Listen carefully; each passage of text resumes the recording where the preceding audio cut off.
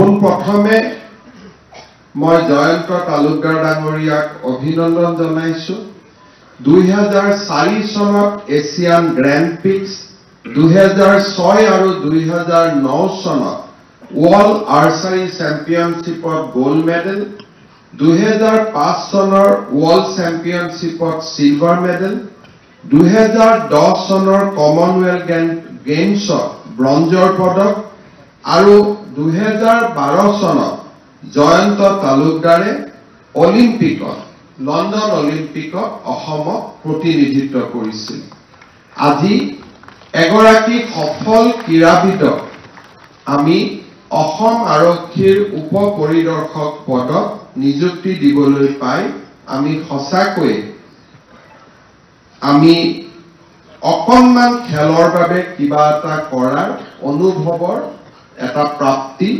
প্ৰাপ্তিৰ অনুভৱ আমি লাভ কৰিছো অসম চৰকাৰৰ বিশেষকৈ আমাৰ চৰকাৰ প্ৰতিষ্ঠা হোৱাৰ পিছৰ পৰা অসমৰ গুণী আৰু কীৰ্তিমান সকলক তেওঁলোকৰ খ্যাতি বা তেওঁলোকৰ বৰঙণিৰ বাবে স্বীকৃতি দিয়াৰ প্ৰথম প্ৰচেষ্টা আৰম্ভ কৰা হৈছে আমি যদি অলপ সময় মনত পেলাওঁ জয়ন্ত তালুকদাৰ ডাঙৰীয়াৰ জীৱনৰ কৃতিত্ব সম্বন্ধে যেতিয়া মই ক'বলৈ গৈছিলোঁ তেতিয়া আপোনালোকে দেখা পাব তেওঁৰ জীৱনৰ গোল্ডেন পিৰিয়ডটো আছিল 2004 2006 2009 2010 2012 আৰু এই গোটেই কেইটা যদি আমি তেওঁৰ জীৱনৰ কৃতিত্ব চাবলৈ যাওঁ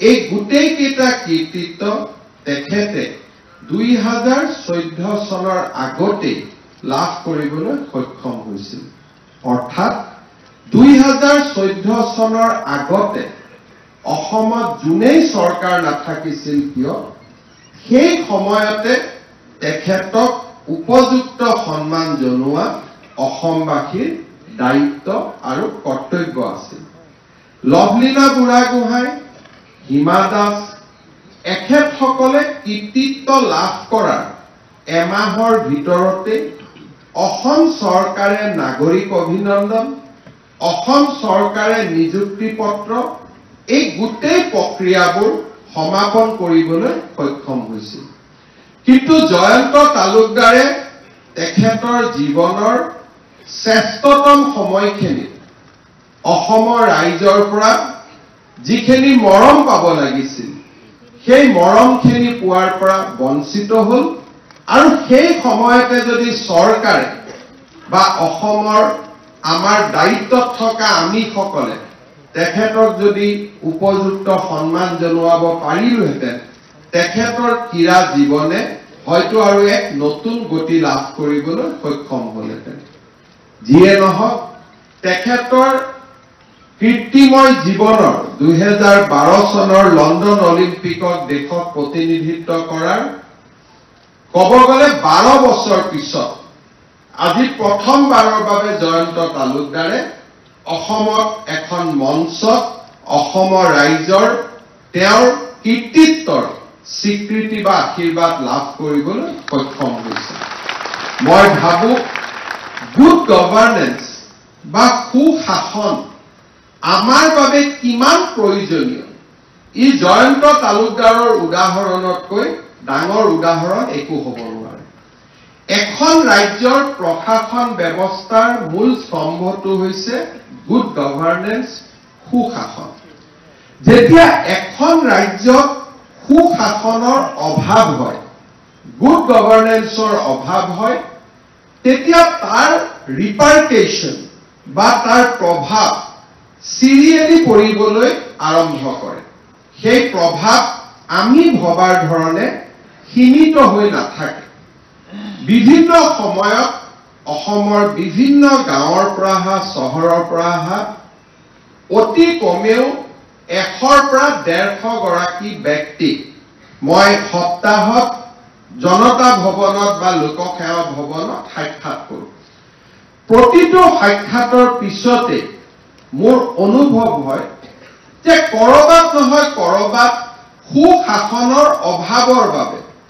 আমাৰ ৰাজ্যৰ জনতা এতিয়াও ৰাজনৈতিক চিন্তা চৰ্চাৰ ওপৰত নিৰ্ভৰশীল আৰু তেখেতসকলে অনুভৱ কৰে যে মুখ্যমন্ত্ৰীৰ ওচৰলৈকে নোযোৱালৈকে আমাৰ সমস্যাৰ সমাধান নহয়। আজিৰ সভাতে যদি আমি সৰু এটা উদাহৰণ দিবলৈ যাওঁ যি আমি জীৱনত ভৱিষ্যতে মনত ৰাখিব লাগিব, ইয়াত 28 জন কালচাৰেল এফেয়াৰ্ছ ডিপাৰ্টমেণ্টত অফিচাৰে আজি নিযুক্তি পাইছে।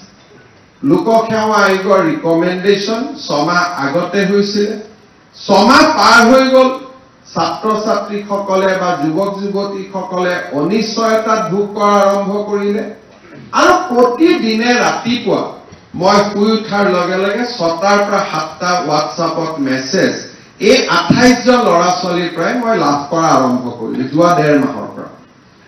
এতিয়া এই ছাত্ৰ ছাত্ৰীসকলকে যদি কোনোবা এটা দিন আমাৰ সাংস্কৃতিক বিভাগৰ পৰা মাতি আনি যে তোমালোকৰ এইখিনি সমস্যাৰ বাবে নিযুক্তিটো 2টা দিন দেৰি হ'ব, তেওঁলোকে মুখ্যমন্ত্ৰীৰ লগত পোনপটীয়াকৈ হোৱাটছআপত যোগাযোগ কৰাৰ প্ৰশ্ন নাহিলেহেঁতেন যদি আমি ল'ৰা ছোৱালীখিনিক বুজাই দিবৰ কাৰণে আমি সক্ষম হলোহেঁতেন। যোৱা কালি মই শিক্ষকৰ নিযুক্তি যোৱাৰ সময়ত কেইগৰাকীমান শিক্ষকে মোক নতুনকৈ তেওঁলোকে নিযুক্তি পাইছিলে, মোক আহি তেওঁলোকে আৰম্ভ কৰিলে যে স্যাৰ আমাৰ মিউচুৱেল ট্ৰান্সফাৰ নহ'ব নেকি? কিয় নহ'ব? বোলে আমি নতুনকৈ ৰেগুলাৰাইজ হৈছো, ডিৰেক্টৰ অফিচত যাওঁতে আমাক কোনোবাই ক'লে যে আমি মিউচুৱেল ট্ৰান্সফাৰ কৰিব নাপাওঁ। আচলতে এবাৰ নিযুক্তিৰ পিছত সকলো কৰ্মচাৰীৰ মাজত ভেদাভেদ নাথাকে, কিন্তু সেই কথাখিনিৰে নিশ্চয়তা ল'বলৈ 6 গৰাকী শিক্ষকে স্কুল আৰু কলেজ খোলা দিনত মই তেওঁলোকক নুসুধিলো যে কেজুৱেল লিভ লৈ আহিছে নাই লোৱা, তেওঁলোকে মুখ্যমন্ত্ৰীক সাক্ষাৎ কৰিবৰ কাৰণে গোটেই দিনটো শংকৰদেৱ কলাক্ষেত্ৰত উপস্থিত হৈ আছিল। তাৰ সাধাৰণভাৱে যে 6 গৰাকী শিক্ষক আহিছে, মুখ্যমন্ত্ৰীক লগ পাইছে, গুচি গৈছে। কিন্তু ইয়াকে যদি আমি এনালাইচিছ কৰো, এই 6 গৰাকী শিক্ষকে অপ্ৰয়োজনীয় কথা এটাত মোক সাক্ষাৎ কৰিব অহাৰ ফলত এজন শিক্ষকে দিনত যদি 5টা শ্ৰেণী কৰে, 6 × 5 30টা শ্ৰেণী যোৱাকালি ছাত্ৰসকলে শ্ৰেণী লাভ কৰাৰ পৰা বঞ্চিত হৈছে। অৰ্থাৎ 30টা ক্লাছ যোৱাকালিৰ দিনটোত উইদাউট টিচাৰ, উইদাউট শিক্ষক যোৱাকালিৰ দিনটো পাৰ হৈ গৈছে। আমি যেতিয়া একোটা ইমপ্লিকেশ্যন আমাৰ ল'ৰা এজনৰ, ছোৱালী এজনৰ দেউতাকে চৰকাৰী কাৰ্যালয়ত কাম কৰে, ল'ৰাজনে কৰবাত মেডিকেল চিট পাইছে, ইঞ্জিনিয়াৰিং চিট পাইছে, কৰ্মচাৰীজনৰ কাৰণে খুবেই ইম্পৰ্টেণ্ট যে মই যদি খুব সোনকালে মোৰ PF-ৰ টকাকেইটা ড্ৰ নকৰি ল'ৰা ছোৱালীজনক যদি মই পঢ়াৰ কাৰণে ফিজটো জমা নিদিওঁ, ল'ৰা ছোৱালীজনে এডমিশ্যন ল'ব নোৱাৰিব। যেতিয়া চৰকাৰী কাৰ্যালয়ত তেওঁৰে জমা টকাটো আমাৰ টকা নহয়, তেওঁৱে জমা দিয়া টকা, তেওঁৱে দৰমহাৰ পৰা কাটি প্ৰভিডেণ্ট ফাণ্ড সৃষ্টি কৰিছিল, তেওঁ নিজৰ টকা, আমাৰ টকা হলে আমি ৰখাই থওঁ। সেই টকাটো দিওঁতে যেতিয়া আমি এবছৰ দেৰি কৰো আৰু এজ এ ৰিজাল্ট সেই ল'ৰাজন বা ছোৱালীজনে সন্তানটোৱে যেতিয়া নিৰ্দিষ্ট কলেজ আৰু ইউনিভাৰ্চিটিত নাম লগাবলৈ অসমৰ্থ হয়, সেই ল'ৰা ছোৱালীজনৰ মনত বিদ্ৰোহৰ অগনি জ্বলিবলৈ আৰম্ভ হয় যে এটা চিষ্টেমৰ কাৰণে মই পঢ়াৰ পৰা বঞ্চিত হলো।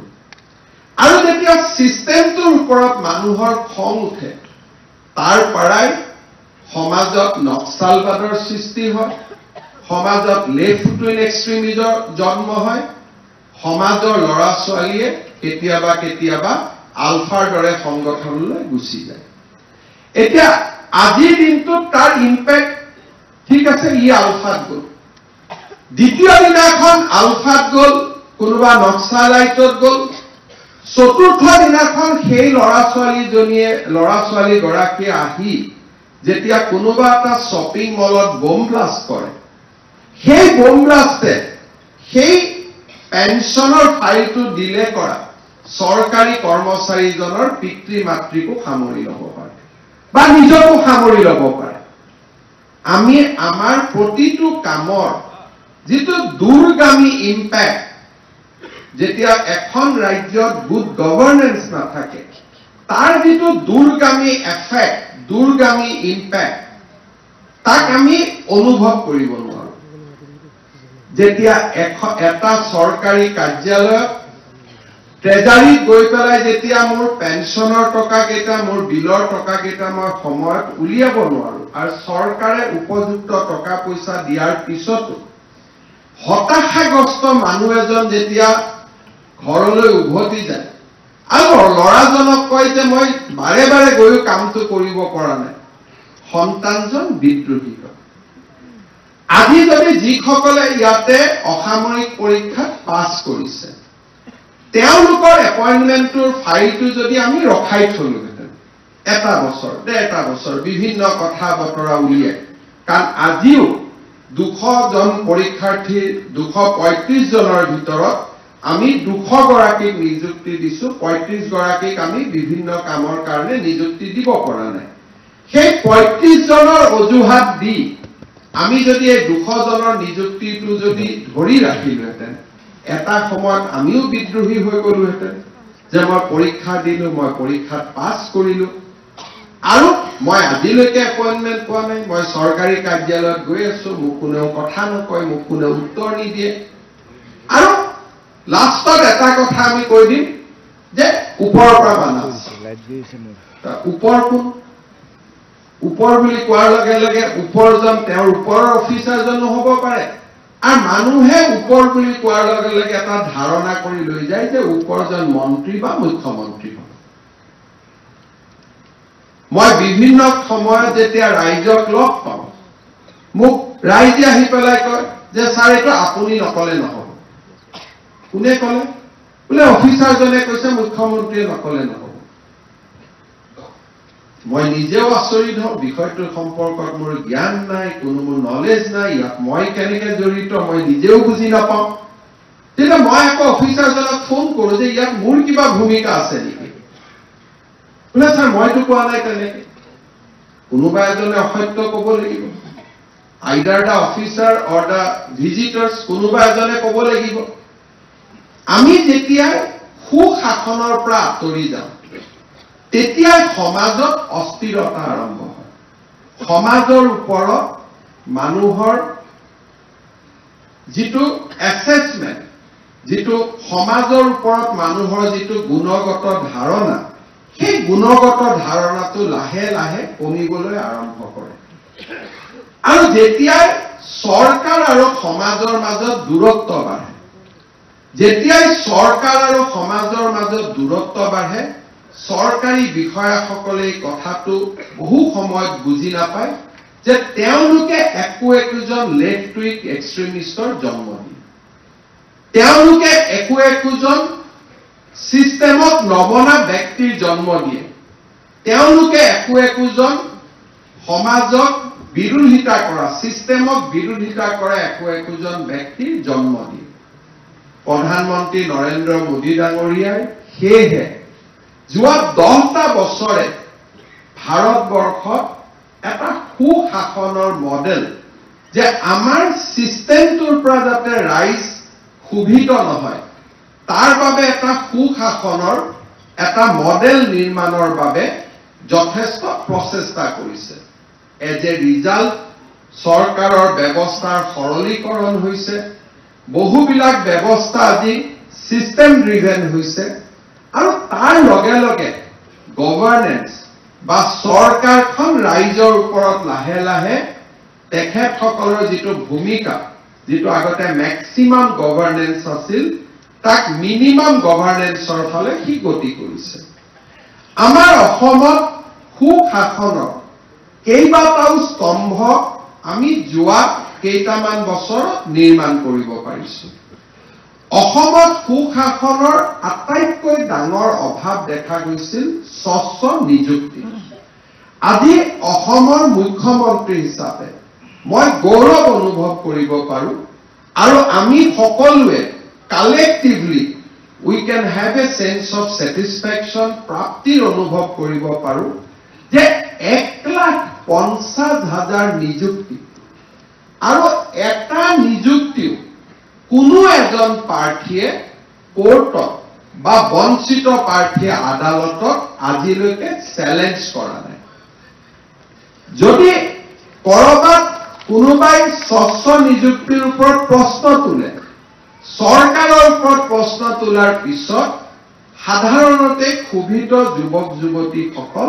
উচ্চ ন্যায়ালয়ৰ দ্বাৰস্থ হয় যোৱা 3টা বছৰ 3.5 বছৰ আমি অসমত স্বচ্ছ নিযুক্তিৰ এটা মডেল যি আজি ভাৰতৰ বাকী ৰাজ্যসমূহে অনুকৰণ কৰিব আৰম্ভ কৰিছে we have created a system of good governance আৰু তাৰ ইম্প্যাক্টটো আজি আমি ক'ত পাওঁ যে পৰীক্ষাৰ যেতিয়া এটা পৰীক্ষা হয় কোনো ছাত্ৰ ছাত্ৰীয়ে মন্ত্ৰী বিধায়কৰ ওচৰত গৈ এপ্ৰ'চ নকৰে যে আমাক আপোনালোকে সহায় কৰক আজি যি কেইগৰাকী লোকসেৱা আয়োগৰ অধ্যক্ষ বা সদস্য আছে গোটেই কেইগৰাকী কৰবাত নহয় কৰবাত অসম চৰকাৰৰ বিষয়া আছে আমাৰ আটাইৰে লগত ব্যক্তিগত সম্পৰ্কও আছে কিন্তু আপোনালোকে যদি নিজৰ জীৱনত অনুভৱ কৰে যে আপোনালোকৰ এজনেও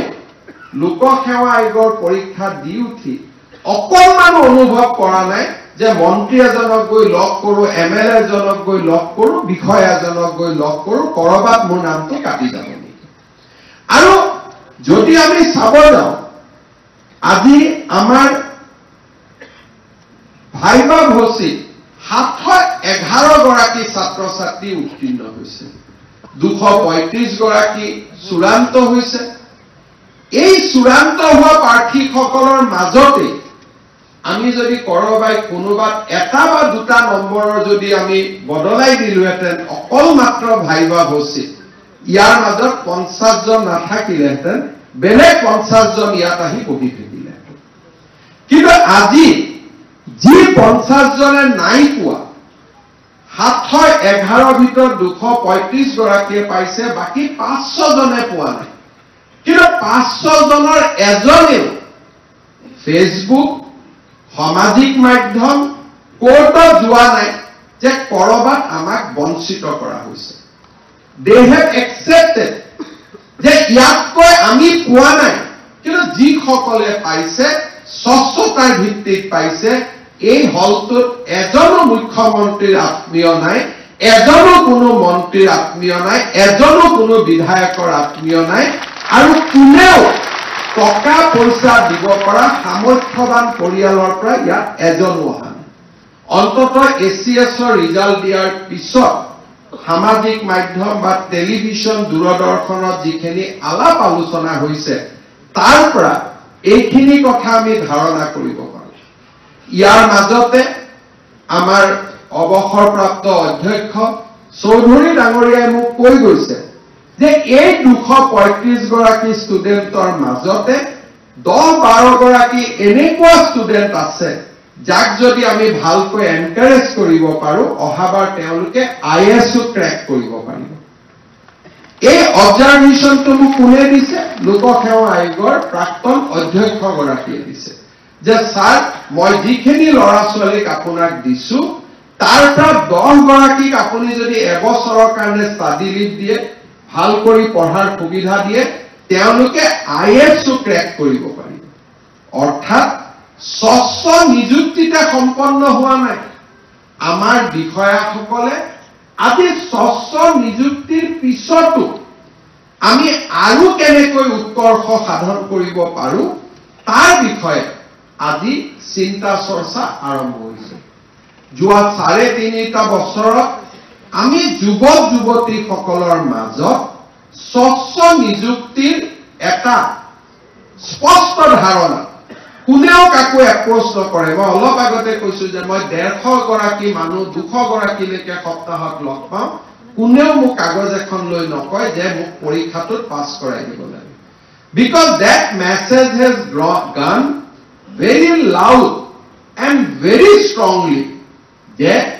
আমাৰ নিযুক্তিৰ ক্ষেত্ৰত অসমত এতিয়া টকা পইচা কোনেও নলয় কিন্তু আজি আমি নিযুক্তি পালো নিযুক্তি পোৱাৰ পিছতে আমাৰ দুটা কাম কৰিব লাগে ট্ৰেজাৰীত গৈ আমি এনপিএছৰ এটা একাউণ্ট বনাব লাগে আৰু ট্ৰেজাৰীত গৈ আমাৰ প্ৰথম দৰমহাৰ বিলটো পাছ কৰিব লাগে সেই সময়তে মোলৈকে হোৱাটছআপ আহা আৰম্ভ হয় যে স্যাৰ আমাক 500 টকা নিদিলে এনপিএছ নম্বৰটো দিব স্বচ্ছ নিযুক্তিৰ পোৱাৰ পিছতে আপোনালোকে ইয়াত অনুভৱ কৰিব হয়তো এসিএস কেজনে অনুভৱ নকৰিব এপিএস কেজনে অনুভৱ নকৰিব বাকি সকলে অনুভৱ কৰিব যে ট্ৰেজাৰীত গৈ প্ৰথম এনপিএস নম্বৰটো বনোৱাৰ লগে লগে তাৰ পৰা মেছেজ আহা আৰম্ভ কৰে যে স্যাৰ আমাক আপুনিটো নিযুক্তিটো দিলে কিন্তু এনপিএস নম্বৰটো বনাওতে আমাক 500 টকা খোজা আৰম্ভ হৈছে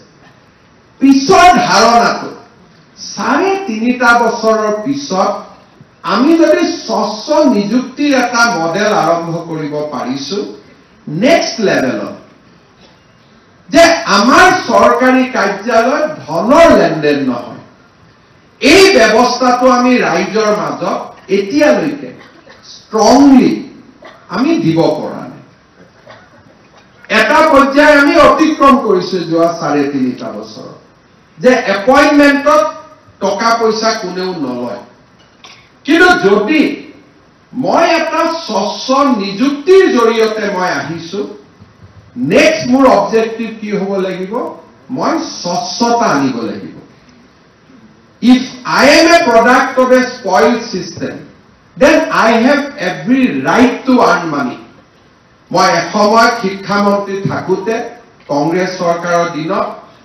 ইন্সপেক্টৰ অফ স্কুল সকলৰ এখন বৈঠক কৰিছিল মই এজন ইন্সপেক্টৰ অফ স্কুলক সুধিছিল যে আপুনি ইমান কিয় পইচা লয় তেতিয়া তেখেতে মোক কৈছিল যে স্যাৰ 30 লাখ টকা দি চাকৰি লৈছো সুদত ধাৰ আছে টকা কেইটাটো উলিয়াই ধাৰটো মাৰিব লাগিব 2 বছৰ মই ধাৰটো মাৰি লম তাৰ পিছত স্যাৰ আপুনি যেনেকৈ কয় তেনেকৈ কৰিম and that was the reality পৰৱৰ্তী সময়ত প্ৰথমতে মই বিশ্বাস কৰা নাছিলো পৰৱৰ্তী সময়ৰ কথা বতৰা এইবোৰ যে সত্য আছিল তাক প্ৰমাণ কৰিছে এতিয়া সমস্যাটো হ'ল if I am a product of a spoiled system then মোৰ কনসিয়েন্সত এটো নালাগে যেতিয়া মই কৰবাত গৈ দুৰ্নীতি কৰো কাৰণ মই সেইটো সিস্টেমৰ পৰাই জন্ম হৈছো কিন্তু আজি আমাৰ ৰাজ্যখনত 1.5 লাখ চৰকাৰী কৰ্মচাৰী they are product of a transparent system আৰু পুৰণা বিষয়াসকলৰ মাজতো বহুতো বিষয়া আছে যোনে আজিও দুৰ্নীতিৰ পৰা আঁতৰত থাকে নাও আমি কি কৰিব লাগিব যিসকলৰ জন্ম স্বচ্ছতাৰ মাজত আছে আৰু যিসকলে স্বচ্ছতাক জীৱনৰ ব্ৰড হিচাপে সমাহিত কৰি লৈছে এই দুইটা বিষয়া কৰ্মচাৰী যদি একলগ হয় যে আমি চৰকাৰী কাৰ্যালয়ত আমি অন্তত সাধাৰণ জনতাক আমি কষ্ট খাব নিদিও আমি দৰিদ্ৰজনক আমি কষ্ট খাব নিদিও আমাৰ অসমত সুশাসনৰ আন এটা স্তম্ভ আমি আৰম্ভ কৰিব যোৱা কেইটামান দিনত মই এজন নাম কব খোজা নাই সিএম ভিজিলেন্সত ইনকুৱাৰী কাৰণে এজন পাৰ্টিকুলাৰ অফিচাৰক যোৱা এমাহত আমি ট্ৰেক কৰি আছো আৰু অফিচাৰজনৰ লগত কথা বতৰা পাতিলে আমি এইটোৱে বুজো যে তেওঁৰ ড্ৰাইভাৰৰ গুগল পে পিএছৰ গুগল পে এইবিলাকৰ জৰিয়তে টকা পইচা সংগ্ৰহ কৰাৰ এটা কাৰ্টেল তেওঁলোকে নিৰ্মাণ কৰি লৈছে অহা 10টা দিনৰ ভিতৰত যেতিয়া আমি বিষয়াজনক গ্ৰেপ্তাৰ কৰিম বা নিলম্বিত কৰিম আপোনালোকে নামটো গম পাব মই আজি নাম কব খোজা নাই বাট এই যে ব্যৱস্থা and he is a product of transparent system এইটো নহয় যে তেওঁ বহু দিন আগত চাকৰি পোৱা যোৱা 3.5 বছৰত চাকৰি পাব। সেয়েহে আজিৰ দিনটো আমি সংকল্পবদ্ধ হোৱাৰ দিন যে আমি সুশাসনৰ আনটো স্তম্ভ আমি নিৰ্মাণ কৰিম। স্বচ্ছ নিযুক্তিৰ পিছত স্বচ্ছ শাসন। স্বচ্ছ নিযুক্তি, it is not an aim in itself. It is a means to achieve an aim. যদি স্বচ্ছ নিযুক্তিয়ে স্বচ্ছ শাসন ব্যৱস্থা তাৰ জন্ম দিব নোৱাৰে, তেতিয়াহ'লে যোৱা অহা 2 বছৰৰ পিছত মানুহে আমাকে ক'ব যে স্বচ্ছ নিযুক্তিৰ কি লাভ আছে? স্বচ্ছ নিযুক্তিৰ কাৰণেতো কোনোতো চৰকাৰতো দুৰ্নীতি কমা নাই। গতিকে আপোনাৰ ধাৰণাটো ভুল, আমি পুৰণা ৰাস্তালৈকে উভতি যাম।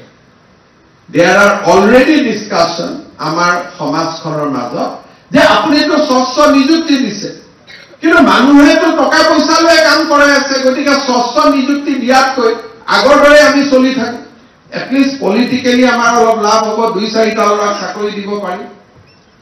চ' ট্ৰান্সপাৰেণ্ট এপইণ্টমেণ্ট, স্বচ্ছ নিযুক্তি যদি স্বচ্ছ শাসনৰ ফালে লৈ নাযায়, তেতিয়াহ'লে তাৰ ৰিভাৰ্চ চাইকেল এটাও within 5 years it will start. And I am worried for that. মোৰ কাৰণে চিন্তাৰ এটা ডাঙৰ বিষয় হৈছে যে স্বাভাৱিকতে আমাৰ গণতন্ত্ৰত সদায় একেটা চিষ্টেম চলি নাথাকে। শাসনৰ পৰিৱৰ্তন হয়, ব্যক্তিৰ পৰিৱৰ্তন হয়। যোৱা 3.5 বছৰতে নতুন নতুন মন্ত্ৰী আহিছে, উপ নিৰ্বাচন হৈছে, নতুন বিধায়ক হৈছে, নিৰ্বাচন হৈছে, নতুন সংসদ হৈছে। এটা চিন্তাধাৰাক আমি যদি ইনষ্টিটিউচনেলাইজ কৰিব লাগে যে নাও ট্ৰান্সপাৰেণ্ট এপইণ্টমেণ্ট ইজ বিং ইনষ্টিটিউচনেলাইজ, ইয়াক আৰু কোনেও চুব নোৱাৰে, তাক যদি আমি এচিভ কৰিব লাগে, আমি নেক্সট ষ্টেজলৈকে যাব লাগিব। সেইটো হ'ল স্বচ্ছ শাসন ব্যৱস্থা। আৰু স্বচ্ছ শাসন ব্যৱস্থাৰ লগত it has to be efficient শাসন ব্যৱস্থা। মোৰ স্বচ্ছতা আছে, কিন্তু মোৰ এফিচিয়েঞ্চি নাই। আমাৰ চৰকাৰত যোৱা 5 বছৰ আগলৈকে একোটা ধাৰণা আছিল যে প্ৰত্যেক কাৰ্যালয়তে একোজন বিষয়া থাকে, হি ইজ কৰাপ্ট বা হি ইজ এফিচিয়েণ্ট। সেইকাৰণে ওপৰৰ বিষয়াসকলেও তেওঁক ভাল পায় যে ছাৰ কি কৰিম, যি কাম কৰাব লাগে ইয়াৰ থ্ৰুদিয়ে কৰাব লাগে, ভাল হওক বেয়া হওক ইয়াকে ক'ব লাগে।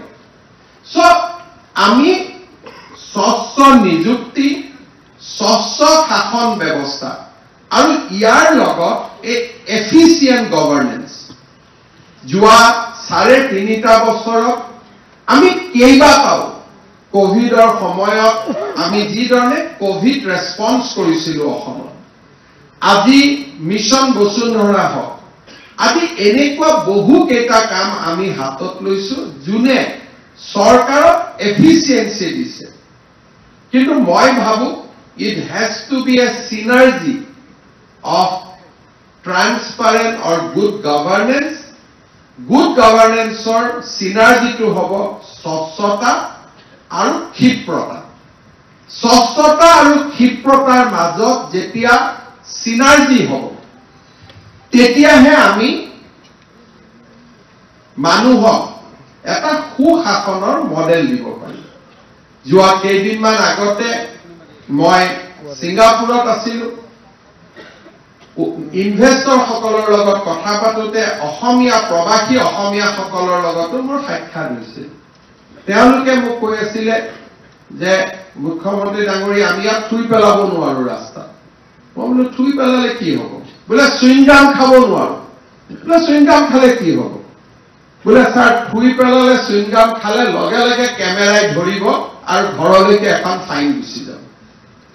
অসমীয়া মানুহে তাত তামোল নাখায়, অসমীয়া মানুহে তাত চুইংগাম নাখায়, অসমীয়া মানুহে তাত পাণ মছলা নাখায়। অথচ ইয়াত যদি আমি কাৰোবাক কম পাণ মছলা নাখাব, তেওঁ ভাবিব পাণ মছলা খোৱাটো মোৰ জন্মস্বত্ব অধিকাৰ, ইয়াক কেনেকে মুখ্যমন্ত্ৰীয়ে মানা কৰিব পাৰে? বোলে থুই নেপেলাব। আৰে নতুনকৈ নিৰ্মাণ হোৱা ফ্লাইঅভাৰত প্ৰথম থুই পেলোৱা অধিকাৰটো মোৰ হয়, ইয়াক আমি কেনেকে না কৰিব পাৰিব? কোন মুখ্যমন্ত্ৰীয়ে মোক মানা কৰিব পাৰিব? Because this is my first right. যেতিয়া প্ৰথম দিনাখন কোনোবা এখন মেডিকেল কলেজত যাওঁ, ৱালখন একদম বগা হৈ আছে, তাত প্ৰথম থুই পেলোৱা অধিকাৰটো মোৰ, কাৰণ গ্ৰিনিছ ৱৰ্ল্ড ৰেকৰ্ডত তেতিয়াহে মোৰ নামটো লিপিবদ্ধ হ'ব যে ময়ে প্ৰথম। পিছত মই মোৰ লগত গাঁৱত গৈ কবাই চাবি দেই, এই ৱালত যিটো থুই মাৰা চিন আছে, তামোলৰ পিক আছে, সেইটো মই কৰি আহিছিলোঁ। চ' তাৰ মানে আমি এতিয়াও যিটো ব্যৱস্থা, এই ব্যৱস্থাটোক আমি শৃংখলিত এই কাৰণেই কৰিব পৰা নাই, কাৰণ আমাৰ প্ৰশাসনত এফিচিয়েঞ্চিৰ অভাৱ। আজি আমি এখন টেকনলজি, যিমানবিলাক টেকনলজি আমাৰ হাতত আছে গুড গভাৰ্নেন্সৰ, তাক যদি আমি এমপ্লয় কৰোঁ, নীতি নিয়মৰ পৰিৱৰ্তন কৰোঁ, মানুহ আৰু চৰকাৰৰ মাজত ইণ্টাৰফেচ বহু গুণে কমি যাব। ছিংগাপুৰত পুলিচ কোনেও দেখা নাপায়, কিন্তু চবতে পুলিচ আছে, কাৰণ প্ৰত্যেকটো পুলিচ কেমেৰাৰ সন্মুখত বহি থাকে। আমাৰ ইয়াতো কেমেৰা আছে, এনেকুৱা নহয় যে আমাৰ গুৱাহাটীত কেমেৰা নাই। I think now we have CCTV more than 500 places, কিন্তু আমাৰ পুলিচৰ কেমেৰাৰ ওচৰত গৈ বহাৰ অভ্যাসটো কম থাকিব, কাৰণ তেওঁলোকে যদি ফিজিকেলি ট্ৰাক এখন ৰখাব নোৱাৰে, তেতিয়ালৈকে তেওঁলোকৰ অতৃপ্ত আত্মাই কেতিয়াও শান্তি পাব নোৱাৰিব। কেমেৰাৰ ওপৰত নিৰ্ভৰশীল নহয়, কাৰণ কেমেৰাত আপুনি ইলেক্ট্ৰনিকেলি পঠাব লাগিব ফাইনটো, কিন্তু ফিল্ডত গ'লে হাতেদি ট্ৰাকখন ধৰি ড্ৰাইভাৰজনৰ লগত মনৰ সুখ দুখৰ কথা পাতিব পাৰিব। তাৰমানে উই have systems, we have technology, but we do not want to deploy technology, কাৰণ ই probably আমাৰ মাইণ্ডছেটৰ লগত খাপ নাখায়। মই এটাই কথা ক'ব খোজো যে এনেকুৱা কেতিয়াও হ'ব নোৱাৰে যে আমাৰ অসমখন সদায় পিছুৱাই থাকিব। আজি বহু সময়ত আমি দেখা পাওঁ যে লাহে লাহে আমাৰ ৰাজ্যখন আগবাঢ়ি গৈছে, বাট উই কেন গো মোৰ ফাষ্টাৰ। আমি বহুখিনি আগুৱাই যাব পাৰোঁ। ইফ চিভিল চাৰ্ভেণ্ট, গভৰ্ণমেণ্ট এমপ্লয়ীয়ে স্বচ্ছতা, অকল প্ৰধানমন্ত্ৰী ডাঙৰীয়াই যেতিয়া স্বচ্ছতা কয়, ৰাস্তাৰ আৱৰ্জনাক নকয়, মনৰ আৱৰ্জনাকো সামৰি লয়। That is the Gandhian principle of our life. যদি আমি স্বচ্ছতাক আৱৰি লওঁ, জীৱনত স্বচ্ছতাক আমি আমাৰ জীৱনৰ ব্ৰড হিচাপে লওঁ, মুখ্য সচিবে কোৱাৰ দৰে will get immense internal satisfaction. এতিয়া আমাৰ নিৰাপত্তাৰ চিন্তা আমাৰ কৰাৰ প্ৰয়োজন নাই। ৰাজ্য চৰকাৰে চৰকাৰী কৰ্মচাৰীসকলক যোগদান কৰাৰ পিছতেই চৰকাৰক ঘৰ বনাবৰ বাবে 30 লাখ টকাৰ লোন দিয়ে, গাড়ী কিনিবৰ কাৰণে লোন দিয়ে। এজন চৰকাৰী কৰ্মচাৰীৰ কিবা কাৰণত যদি মৃত্যু হয়, আমি ল'ৰা ছোৱালীৰ কাৰণে চিন্তা কৰিব নালাগে। যি ধৰণে দৰমহা মই পাই আছিলো, মোৰ পৰিয়ালেও তেনেকে দৰমহা পাই থাকিব। যদি কৰবাত এক্সিডেণ্ট হয়, 1 কোটি টকালৈকে ইঞ্চুৰেঞ্চ কাভাৰেজ লাভ কৰিব। ছচিয়েল চিকিউৰিটি, আগতে মানুহে কৈছিলে যে নহয়, মই অলপ টকা পইচা কৰিব লাগিব, নহলে ছোৱালীজনীক বিয়া দিব নোৱাৰিম। আজিকালি তাৰো সমস্যা নাই, কাৰণ ছোৱালীয়ে নিজে ইমান ভাল চাকৰি কৰে যে তেওঁক বিয়া দিয়াৰ কথা দেউতাক মাকে চিন্তা কৰিব নালাগে। বৰঞ্চ সেই ছোৱালীজনীক বিয়া কৰাব কাৰণে 2-3টা ল'ৰা আহে, we have to select out of that কাক আমি বিয়া কৰাম। অপশ্যন হেজ কাম টু আছ নাও। আগত আমাৰ ইয়াত যৌতুকৰ কথা নাই। আমাৰ নিজৰ জীৱনত চিন্তা কৰাৰ সমগ্ৰ দায়িত্ব চৰকাৰে লৈছে। আমি একোৱে কৰিব নালাগে। প্ৰথম চাকৰি কৰিলে আমাৰ মনত কি ইচ্ছা যায় যে আমি ফ্লেট এটা ল'ব পাৰোঁ। Now government gives you loan up to 30 lakhs। আমি বেলেগক হাত পতাৰ প্ৰয়োজনীয়তাই নাই। গাড়ী এখন ল'ব পাৰোঁ নেকি? চৰকাৰী ব্যৱস্থা আছে। আজি মোৰ এক্সিডেণ্ট হলে কি হ'ব? গভৰ্ণমেণ্টৰ ব্যৱস্থা আছে। বেমাৰ হলে কি হ'ব? গভৰ্ণমেণ্টৰ ব্যৱস্থা আছে। এণ্ড এজ ডেইজ গোজ বাই, এই ব্যৱস্থাবোৰ আৰু শক্তিশালী হৈ গৈ থাকিব। প্ৰধানমন্ত্ৰী নৰেন্দ্ৰ মোদী ডাঙৰীয়াই সদায় কৈ আহিছে যে 2047 চনত আমি ভাৰতক বিকশিত ৰাজ্য হিচাপে চাব বিচাৰো, এজ এ ডেভেলপড নেশ্যন। আৰু 2047লৈকে আমাৰ যাত্ৰা হ'ল অমৃতৰ যাত্ৰা। আমি যাতে অমৃত পথত অৱতীৰ্ণ হ'ব পাৰোঁ আমি 2047 চন দেখা পাম নাপাম উই ডু নট নো কিন্তু আজি ইয়াত নিযুক্তি পত্ৰ ল'বলৈ অহা সকলোৱে 2047 চন দেখা পাব এক প্ৰকাৰ ক'ব গ'লে বিকশিত ভাৰতৰ আপোনালোক অমৃতৰ সন্তান কাৰণ you lead our country towards 2047 when our nations will be developed nation আজি আমি তৃতীয় মহাশক্তি অৰ্থনৈতিক দৃষ্টিকোণৰ পৰা 2027ত আমি তৃতীয় মহাশক্তি হম আৰু 2047ত আমি ডেভেলপড নেশনস হম one of the developed nation few nations যাক আমি per capita সকলো ফালৰ পৰা ডেভেলপড নেশনস বুলি কওঁ সেই ডেভেলপড নেশন আমি 2047ত হমগৈ and you will all be there at that point of time আপোনালোক সকলোৱে জীৱিত হৈ থাকিব ভগৱানে আৰু দীৰ্ঘ আয়ু দিয়ক you will all be alive you will see that new India যে আমি আমাৰ জীৱন কালত দেখা পাম নাপাম আমি নাজানো so you have to dedicate yourself towards fulfilling that dream যে আমি অসমৰ আৰু ভাৰতৰ স্বাধীনতাই যেতিয়া 100 বছৰত ভৰি দিব আমি ভাৰতখনক বিকশিত ভাৰত কৰিম আৰু বিকশিত অসম আমি নিৰ্মাণ কৰিম আৰু ইয়াৰ মূল স্তম্ভ স্বচ্ছ নিযুক্তি স্বচ্ছ শাসন আৰু ক্ষিপ্ৰ শাসন এই তিনিটা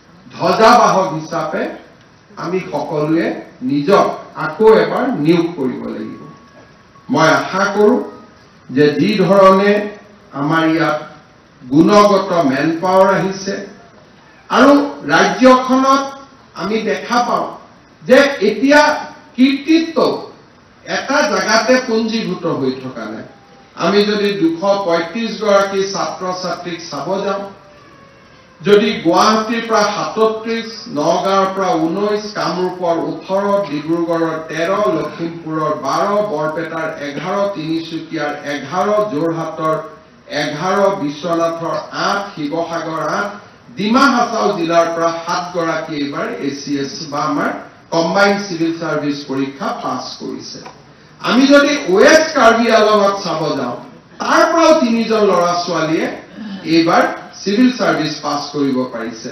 চিৰাঙৰ দৰে জিলা যি আন এসপাইৰেশনাল জিলা বুলি আমি কওঁ তাৰ পৰাও 2 জন ছাত্ৰ ছাত্ৰীয়ে আমাৰ পৰীক্ষাত উত্তীৰ্ণ হ'বলৈ সক্ষম হৈছে আৰু আজি আমাৰ ইয়াত যিটো মেন পাৱাৰ আহিছে 235 গৰাকীৰ ভিতৰত 77 has a engineering background যি আমাৰ কাৰণে বহুত বেছি ইম্পৰ্টেন্ট হয় ইয়াৰ ভিতৰত সায়েন্সৰ ব্যাকগ্ৰাউণ্ড লৈ আহিছে 76 গৰাকী কমাৰ্চৰ ব্যাকগ্ৰাউণ্ড 17 আৰ্টছৰ ব্যাকগ্ৰাউণ্ড 55 এগ্ৰিকালচাৰ ব্যাকগ্ৰাউণ্ড 4 জন মেডিকেল ল ভেটেনাৰী গোটেই কেইটা ব্যাকগ্ৰাউণ্ডৰ পৰা আজি আমাৰ ইয়াত এই নিযুক্তিৰ লগত আমি সংলগ্ন হৈছে ইয়াৰ উপৰিও আমাৰ obviously PhD ডিপাৰ্টমেণ্টত ইঞ্জিনিয়াৰিং নিযুক্তি হৈছে স্বাভাৱিকতে গোটেই কেইজন ইঞ্জিনিয়াৰে হ'ব so মই ইয়াকে ক'ব খুজিছো যে কোৱালিটি has also increased স্বচ্ছ নিযুক্তিৰ লগে লগে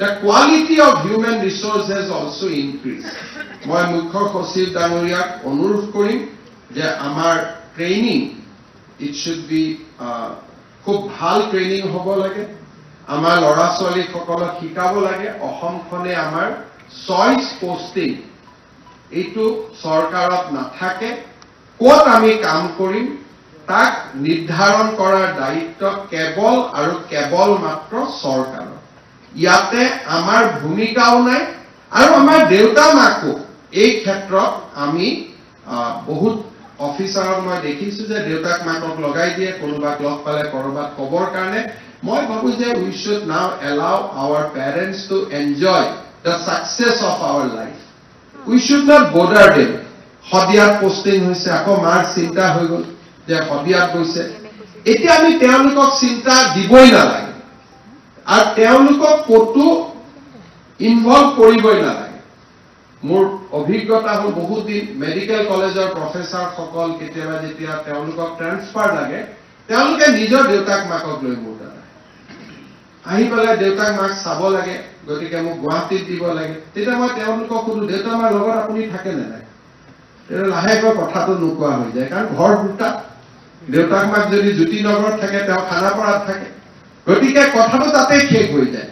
গতিকে গভৰ্ণমেণ্টৰ কামত, চৰকাৰৰ কামত দেউতা মাক দূৰত ৰাখিব লাগে। They have done enough for us. আমাৰ কাৰণে তেওঁলোকে বহুত কৰিলে, আমি তেওঁলোকক এতিয়া উপযুক্ত সন্মান দিব লাগে, আমি তেওঁলোকক মৰম আদৰ গোটেইখিনি দিব লাগে।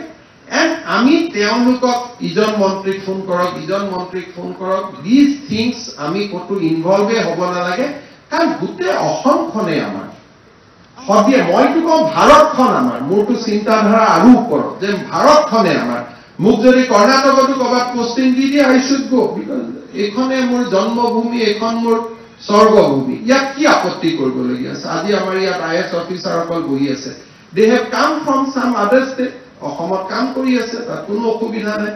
গতিকে যদি এজন IAS অফিচাৰ কেৰালাৰ পৰা আহি অসমৰ শদিয়াত কাম কৰিব পাৰে, আমি ধুবুৰী ছোৱালীজনী শদিয়াত যোৱাত কি আপত্তি থাকিব পাৰে?